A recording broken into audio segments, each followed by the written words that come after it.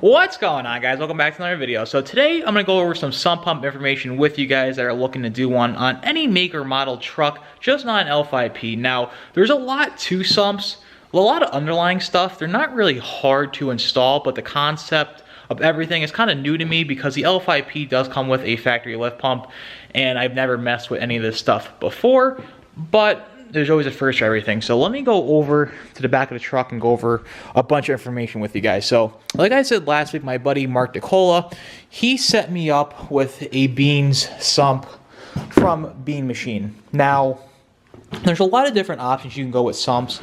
A lot of the older ones, they made you drill into your tank 100 times. The good part with this is it's a single bolt design. Let me get it out here in the open. Let me go over this. So the good part is it's a single bolt design. So Beans sends you everything that you need to know and a really good instruction sheet on what to do.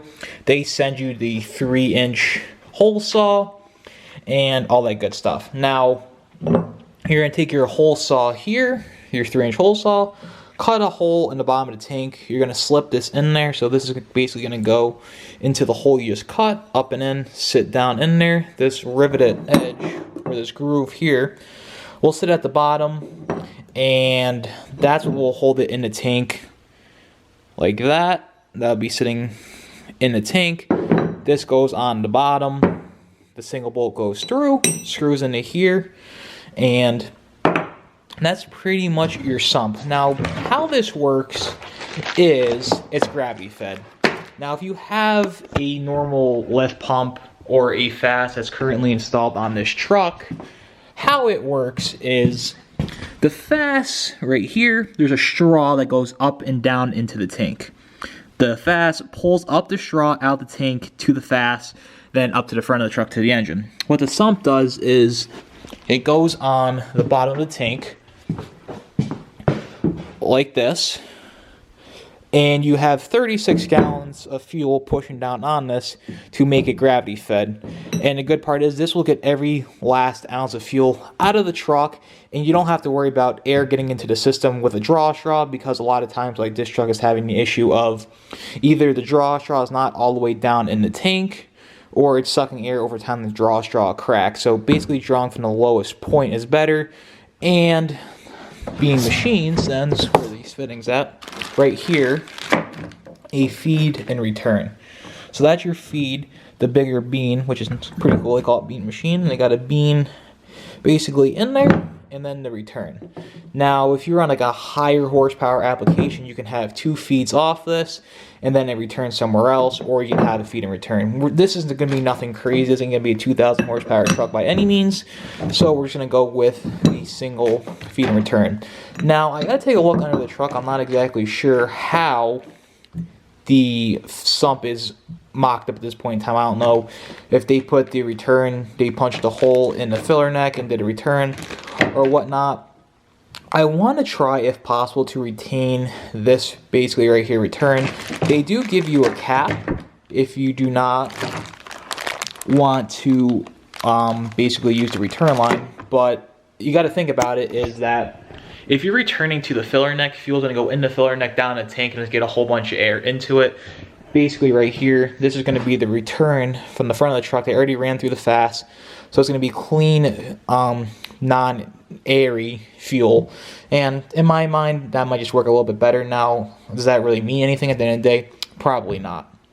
Now, there's a couple other things that I want to do to this kit to modify it to my specifications, and I'm not going to have enough time to install it today, so I just want to go over the basics of sumps because there's, like I said, there's a little bit to them. Now, what Bean said is, in their instructions right here, that you can put this on here, and what you want to try to do is line this up just like that over the feed. The return doesn't matter, obviously, because fuel's coming out of there, not into the truck.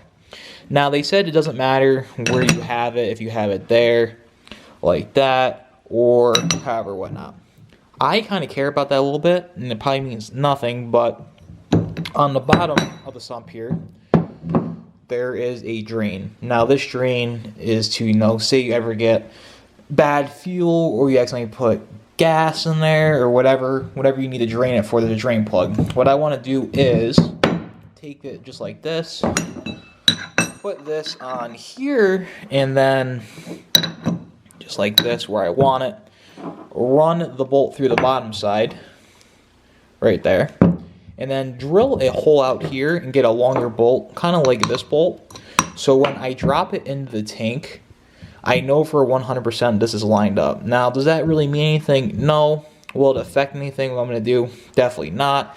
This plate, more or less, is just to keep, we have something to bolt into in the tank. Now, I'm just going to very carefully drill through here. I'm going to put like a punch in here. So take this bolt out, put a punch on the base. So wherever it punches in here, and then drill it out, get a longer bolt that matches this thread pitch, put it through, so when I put it in the truck, I know 100% it lines up. Now, how they're thinking is, if somebody drops the tank, you can look into the tank, line it up, and then kind of tighten it. I'm not doing that because I do not want to drop the tank. And another thing is, with this, I gotta figure out where exactly I want to mount this sump. I'm going to do a little bit more digging and some research tonight. So when I put together the video for next week, it's a well-complete video. I tried to find some really good information online about, you know, a really good video on how to install this. And there's really nothing out there that's, you know, do this, do this, do this.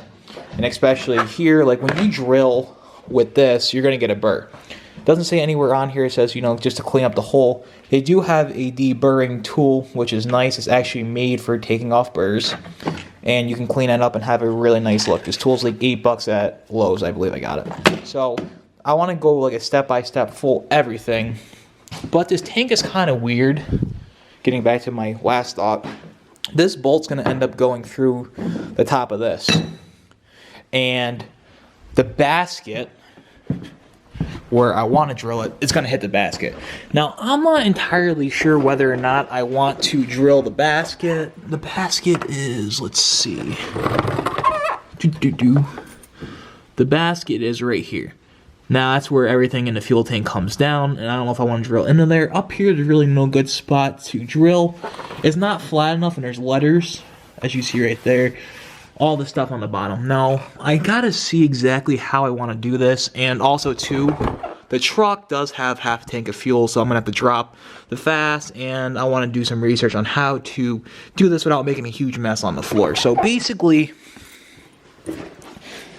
I gotta do a little bit more research. Now, like I said, that's kind of just an overview of the sump that I got. It's a really nice design from what I've seen and what I've been told by Mark. It's one bolt, you don't have to drill a million holes. So, you know, we'll see next week when I go to fully get this installed. I just want to do a little bit more research. I don't want to rush this. I want to do it the proper way the first time, and I just don't have enough time to do that today. So that's kind of just a little overview of the sump I went with, a little bit about how sumps work and all that good stuff. So if you guys are new here, be sure to subscribe. Stay tuned till next week when I get the sump installed. So if you guys are new here, be sure to subscribe. If you like this video, be sure to leave it a big thumbs up. But until next time, I'll see you in the next one. Take care. Stop this conversation.